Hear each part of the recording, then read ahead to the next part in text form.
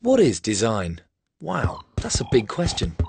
Okay, well let's start with what design isn't. Design is not just about designer labels or making things look good. And there's a lot more to it than the magical design transformations we've all seen in those TV makeover shows. Design is a verb, not just a noun. It's a process, a way of defining problems and developing solutions. Everything man-made is designed. And designers are the problem solvers, using their training, skills and experience to find new solutions to everyday problems, large and small. So what is design? Well, to answer that question, it's probably best if we go back to the beginning.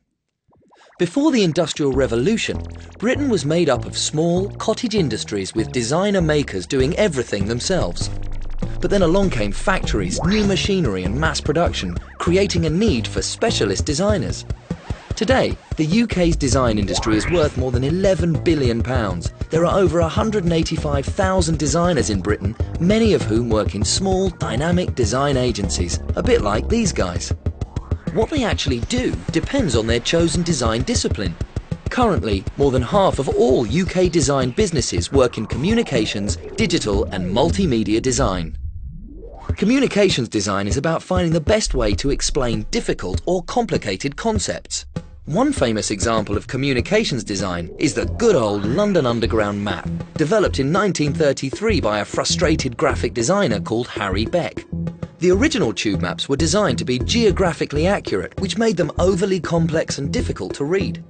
Thanks to his training as an engineering draftsman, Beck found a new solution to the problem by designing a colour-coded, non-geographic vision of subterranean London, inspired by electrical circuit diagrams. Beck's idea was so successful that revised versions of his map are still in use today, and more recently, designers took a similar no-nonsense approach when developing a series of above-ground maps for the streets of London.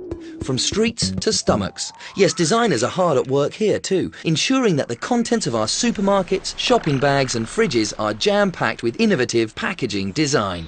It's something we all take for granted, but a lot of research, thought and design time has gone into the appearance, functionality and durability of these items. Take ready meals for example. By observing consumer habits, designers discovered that we tend to make our decisions by actually taking a closer look at the food itself. So that big food picture on the front can be replaced with other useful messages instead. The world of chocolate too has been expertly remoulded under the watchful eye of designers. Consider this fair trade chocolate bar.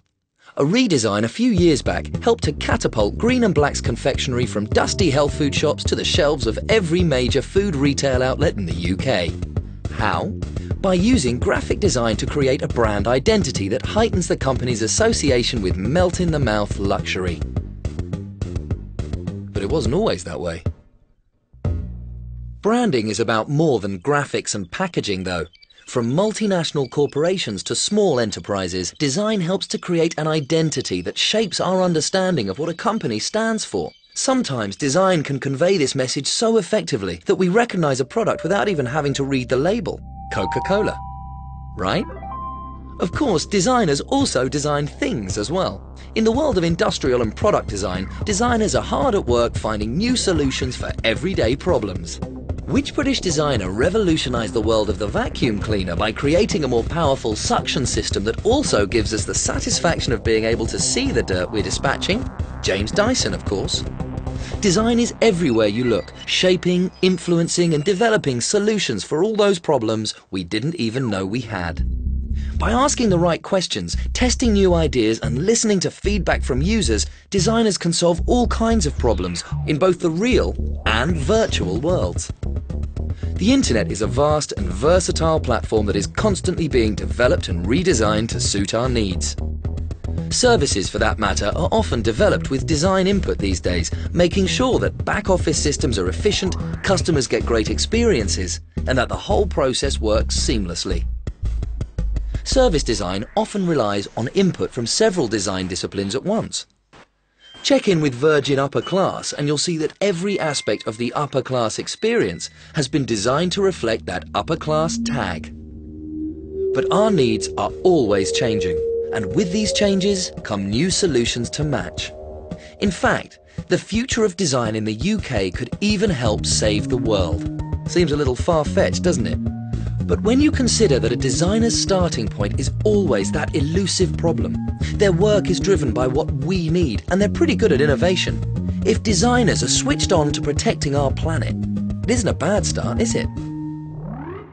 So after all this, what is design? Here's a good way to think about it. If engineering can be summarized as the relationship between nut and bolt, between two man-made things, then design is about the relationship between man-made things and people. After all, almost everything you see, touch, or buy has been designed by someone. Design can take so many different shapes and influence every aspect of what we do. And the best design solutions are simpler and more effective than you ever could have dreamed. In fact, I bet someone redesigns this film before too long.